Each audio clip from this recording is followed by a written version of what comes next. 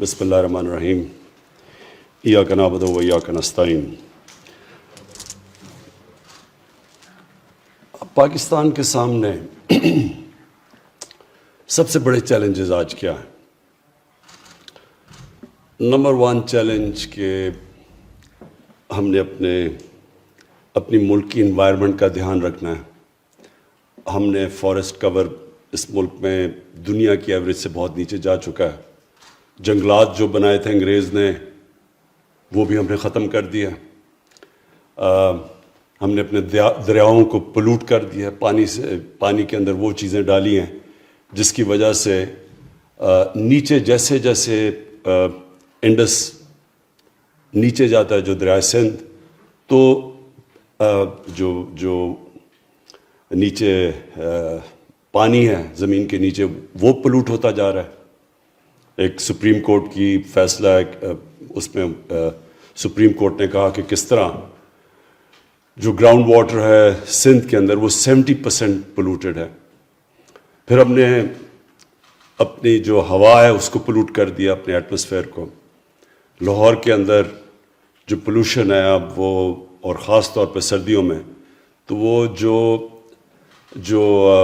Danger level سے بھی اوپر چلی جاتی ہے پولوشن۔ اس کا مطلب کہ بچوں کے اوپر، بوڑھوں کے اوپر اس کا بہت برا ان کی صحت کے اوپر اثر آتا ہے۔ اور اس کی وجہ یہ ہے کہ ان پلانڈ سٹی ہے۔ ہم نے اپنے کوئی پچھلے 20 سال میں 70% جو کور تھا، جو فارسٹ کور تھا، جو درخت لگے ہوئے تھے وہ ختم کر دیا اور کانکریٹ بنا دی وہاں۔ پھر ہم نے پرواہ نہیں کی کہ جو چیزیں پلوٹ کرتی ہیں ایٹماسفیئر کو، مثلا جو بھٹے ہیں اینٹوں کے، اس کے لیے کوئی آلٹرنیٹیو نہیں سوچا۔ اور جو آگے ہمارے لیے چیلنجز آ رہے ہیں وہ یہ کہ پاکستان نمبر 5 پہ ہے وہ ملک جو کہ کلائمیٹ چینج سے سب سے زیادہ متاثر ہوگا۔ تو اس لیے ایک گورنمنٹ جو کہ اپنی انسانوں کا سوچتی ہے اور اگلی الیکشن کا نہیں سوچتی، اس گورنمنٹ کے لیے امپورٹنٹ ہے کہ سب سے پہلے آج سے ہم پلاننگ کریں کہ ہم اپنے آنے والی جنریشنز کے لیے کس طرح ایک بہتر پاکستان چھوڑ کے جائیں گے۔ ایک وہ پاکستان جس طرح میں جب بڑا ہوا تھا تو پاکستان کی ماحولیت بالکل فرق تھی۔ لاہور میں جو عام نلکے کا پانی تھا وہ بڑا، یعنی ساری نلکے کا پانی پیتے تھے، بلکہ میرے گھر کے باہر نہر تھی اور میں نے اپنی آنکھوں سے دیکھا ہوا گرمیوں میں لوگ سائیکل سے رکتے تھے اور نہر سے پانی پیتے تھے، اور وہی نہر پھر آہستہ آہستہ پلوٹ ہوتی دیکھی۔ سورج سارا چلا گیا نہر میں۔ دریا راوی ہمیں یاد ہے، بوٹنگ کرتے تھے، چھوٹے ہوتے تھے تو اسپیشل ٹریٹ ہوتی تھی کہ وہ 12 دری میں وہ کشتی میں جائیں، وہی دریائے راوی ایک سیوریج ڈمپ بن چکا ہے۔ تو یہ جو ہم نے اپنی، جو بھی آیا اس نے 5 سال کا سوچا اپنی الیکشن کا، کسی نے آگے نہیں سوچا کہ آگے ہم کس طرح کا پاکستان چھوڑ کے جائیں گے۔ تو ہماری گورنمنٹ کے اوپر یہ سب سے، میرے خیال میں میری گورنمنٹ پہ سب سے بڑی ذمہ داری یہ ہے کہ ہم یہ اپنے ملک کو، اس کے اندر جو یہ انوائرمنٹ ڈیگریڈیشن آئی ہے، اس کو ہم ٹھیک کریں اور اس ملک کو، اپنی قوم کو اس راستے پہ لگائیں کہ ہم یہ سب کچھ پھر واپس اپنی انوائرمنٹ کو، اپنے فارسٹ کور بھی امپروو کریں، اپنے درائے بھی صاف کریں، اپنی جو ایئر پولوشن ہے اس کو بھی ٹھیک کریں۔ تو یہ جو ہمارا انیشیٹو تھا، پاکستان کی تاریخ میں پہلی دفعہ کسی گورنمنٹ نے درخت لگانے کا سوچا، اور بڑا مذاق اڑایا گیا ہمارا شروع میں۔ جب پختونخوا میں ہماری حکومت آئی تو ہم نے فیصلہ کیا کہ 1 ارب درخت اگائیں گے، تو مسلسل مذاق اڑا، اور ابھی بھی جو ہمارے مخالف ہیں وہ مانتے ہی نہیں کہ یہ کوئی ہو سکتا ہے، کیونکہ کسی نے یہ سوچا ہی نہیں ہے اس چیز کا، کیونکہ کسی نے سوچا ہی نہیں آگے 5 سال سے آگے کہ کیا ہوگا۔ تو میں اس میں پہلے تو میں جو پختونخوا کے اندر ہمارا جو بہت کامیاب ایکسپیریمنٹ ہوا 1 ارب درخت لگانے کا، اور وہ جو ہم نے، جس طرح زرتاج نے کہا کہ ہم نے باہر سے آڈٹ کروائی، WWF ایک باہر کی انٹرنیشنلی اکنالجڈ NGO ہے، اس نے پہلے 2 دفعہ ویریفائی کیا، اور اس کے علاوہ پھر ورلڈ اکنامک فورم انہوں نے اپنی طرح ویریفائی کر کے اس کو سپورٹ کیا، ہماری جو بلین ٹری سونامی تھی۔ آج ہمارے منسٹر بیٹھے ہوئے ہیں پختونخوا کے جو فاؤنڈر ممبر بھی ہیں تحریک انصاف کے، شاہ فرمان کے ساتھ یہ اشتیاق اڈموڈ، تو انہوں نے ان کو وزیر بنایا میں نے جب 2013 میں، اور انہوں نے پھر ایک اس طرح کی چیزیں ایک جنون سے صرف ہوتی ہیں، ایک 9 to 5 جاب میں ایسی چیزیں نہیں ہوتی. تو پہلے تو مقابلہ کیا انہوں نے ٹمبر مافیا کا، اور اس میں پھر ہم شہادتیں بھی ہوئیں فارسٹ گارڈز کی، اور پھر میں نے ایک تصویر، ایک مجھے پتہ چلا کہ ٹمبر مافیا نے کسی کو ہمارے فارسٹ گارڈ کو مارا، تو میں نے اس کو ٹیکسٹ کیا کہ خود جائے، تو پھر میں نے تصویر دیکھی کہ اشتیاق اڈموڈ ایک کلیشنکوف پکڑ کے جا رہا ہے ان کے پیچھے. تو اس طرح کے ریزولو سے پھر جب اس طرح کی ڈٹرمنیشن ہوتی ہے تو اس لیے وہ سارا ہمارا پروجیکٹ کامیاب ہوا. اب یہ جو نیا انیشیٹو ہے، میں امین اسلم آپ کو خاص طور پہ اس کے اوپر کریڈٹ دیتا ہوں، اور ساتھ ساتھ شاہ فرمان آپ کو بھی جو ہمارے گورنر ہیں کے پی کے، کیونکہ دیکھیں یہ لوگ عوام درخت تب اگائے گی اور ان کو پھر ان کی حفاظت کرے گی جب عوام کو ان کے بینیفٹ سے پتہ چلے کہ ہمارے لیے کیا ہے. میں بھوکا مر رہا ہوں اور مجھے کوئی کہے جی درخت اگا دو، میں کیوں درخت اگاؤں گا؟ سردی میں میرا برا حال ہے، برف پڑی ہوئی ہے، تو میں کیوں وہ درخت نہیں کاٹوں گا اپنے آپ کو گرم رکھنے کے لیے. تو یہ جو انیشیٹو ہے یہ بڑا ضروری ہے کہ مقامی لوگوں کو اس سے فائدہ ہوگا، لوگوں کو بینیفٹ ہوگا درخت اگانے کا.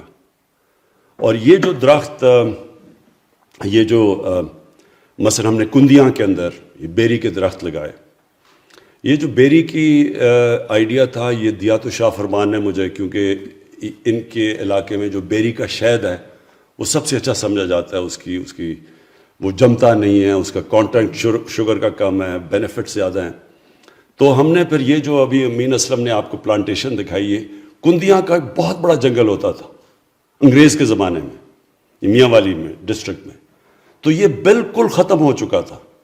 ہم نے اپنے پرانے سارے جنگل ختم کر دیے تھے. بچپن میں گیا ہوں چھانگا مانگا جنگل میں، بڑے بڑے درخت تھے، سب آہستہ آہستہ جنگل ختم ہو گئے، ان کی زمینیں بھی لے کے لیز کر دی لوگوں کو، پولیٹیکل لوگوں کو. تو یہ جو ریکلیم کیا بعد میں اس کے اندر یہ چیز آئی. تو یہ جو آئیڈیا تھا کہ ہم اپنے جنگل کو استعمال کریں ہنی پروڈکشن کے لیے، شہد کے لیے، یہ زبردست آئیڈیا اس لیے ہے کہ اس پہ امیجیٹلی لوگوں کو نوکریاں ملیں گی. جب عام لوگوں کو، مقامی لوگوں کو نظر آئے گا کہ ہم پیسہ بھی بنا سکتے ہیں، ہماری روزگار بھی آ سکتا ہے، تو وہ پھر سب سے زیادہ وہ جنگلوں کو پروٹیکٹ کرتے ہیں. تو ایک تو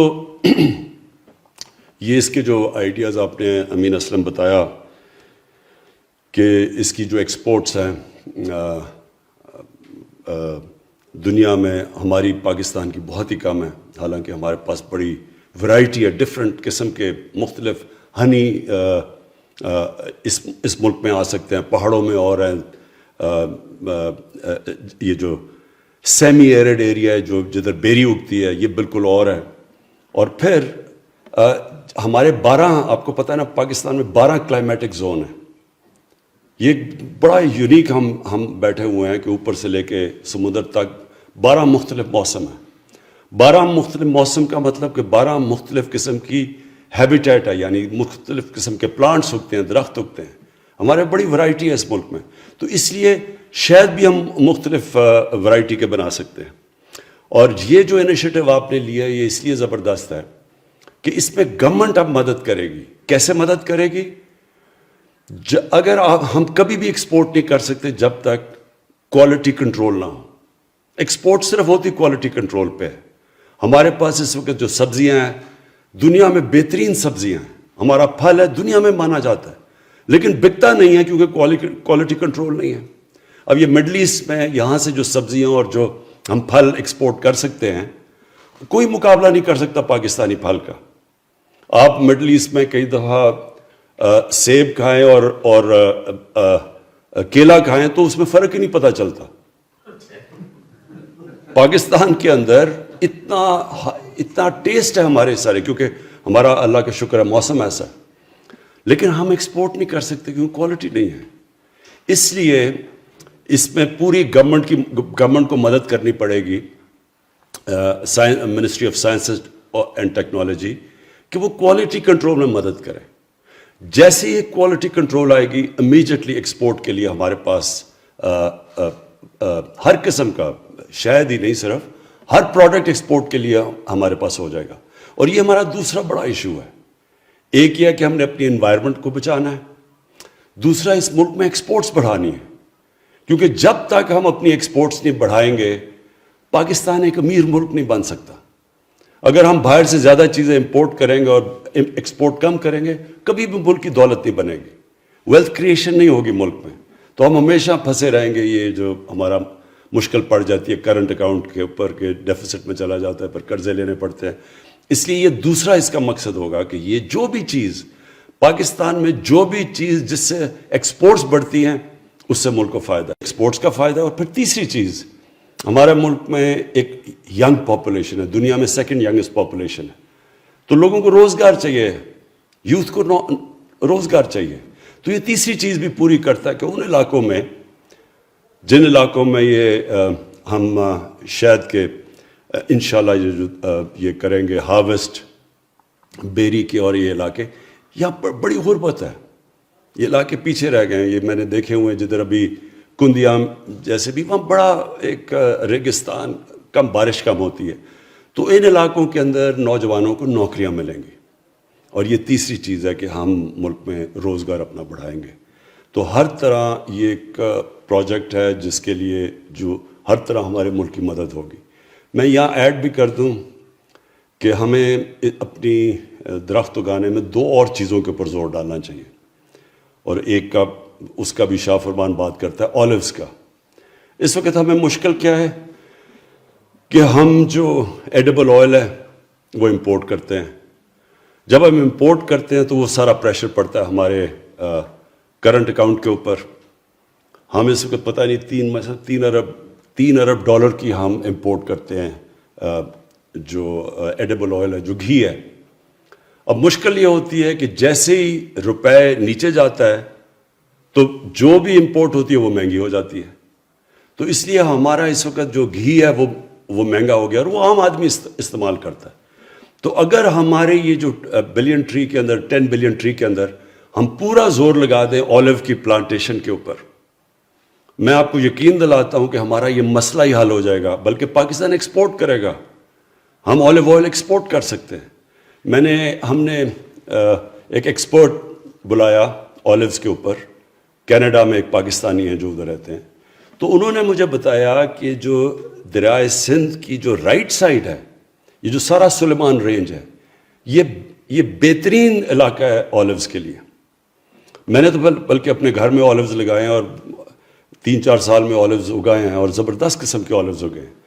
تو ایک تو یہ اولیوز کے لیے یہ ہمیں بڑا ضروری ہے، اس لیے کہ اس سے ہماری یہ امپورٹ بھی بچ جائے گی ایڈیبل آئل کی، دوسری ہم ایکسپورٹ بھی کر سکیں گے. اور پھر تیسری چیز کہ اولیوز سے جو انکم ہوگی ان سارے علاقوں میں، اور یہ سارے علاقے جب آپ انڈس کی رائٹ سائڈ پہ جاتے ہیں، جو سارے مغربی علاقے ہیں، وہاں سارے بہت زیادہ غربت ہے، وہاں اگتی نہیں ہے وہ چیزیں، نہیں، بارش کم ہوتی ہے. لیکن اولیوز کے لیے بہترین جگہ ہے.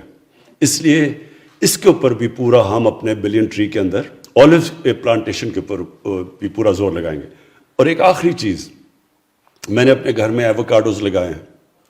آپ یقین کریں کہ بہترین ایووکاڈوز اگتے ہیں یہاں پاکستان میں. تو ہمیں اس کے اوپر بھی اب پورا زور لگانا ہے، کیونکہ ایووکاڈو جو ایک تو ساری ویجیٹیبلز کے اندر، سبزیوں میں بہترین، اگر نیوٹریشن پوائنٹ آف ویو سے دیکھیں تو بہترین ویجیٹیبل ہے. دوسرا یہ ویلیو ایڈڈ ہے، یہ بڑا مہنگا بکتا ہے دنیا میں. پہلے تو پاکستان کے اندر یہ فائدہ ہوگا ہمارے لوگوں کو اگر ہم یہ زیادہ پھل اگائیں، کیونکہ سارے علاقے میں بڑا اچھا اگتا ہے. اور اس کے اوپر بھی ہم اپنی بلین ٹری کے اوپر، اس ایووکاڈوز کے اوپر بھی زور ڈالیں گے، کیونکہ ایووکاڈو پروڈکشن ایک ایسی چیز ہے کہ اگر ہم نے اس سے زیادہ کر لی تو یہ وہ پھل ہے، یہ سبزی ہے جو بہت زیادہ اس کا، یعنی اس کا اگر ہم اس کی ایکسپورٹ شروع کر دیں تو پاکستان کی آمدنی میں بہت اضافہ ہوگا.